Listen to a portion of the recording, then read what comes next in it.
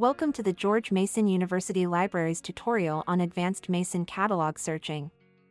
After using this tutorial, you will be able to build an advanced search in the Mason catalog and filter the results. The Mason catalog is the best place to start when looking for materials in the library's print and media collections and research databases. An advanced search is also recommended for when you are researching a topic or need a specific type of source, such as a peer-reviewed journal article. From the University Library's homepage, library.gmu.edu, begin by signing in by clicking My Library Account in the upper right corner of the page. This not only expands the content we can see, it also allows saving sources as we go along. Once we're signed in, we'll select the Advanced Search text button below the search box in the center of the page.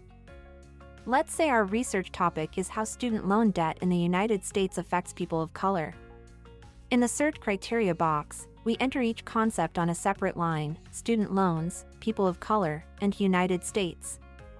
We select Add a new line to add the third concept.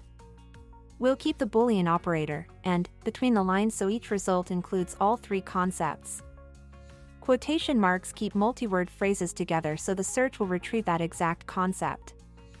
Now that our query is ready, we'll select the Search Text button located in the lower right corner of the box. If your assignment requires peer-reviewed journal articles, find the Refine Your Results section on the left side of the screen.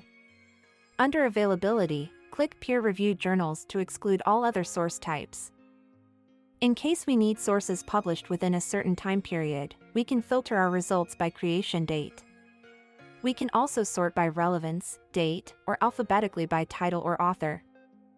In this tutorial, you learned how to build an advanced Mason catalog search, filter the results by peer-reviewed sources, and sort by relevance, author, and title.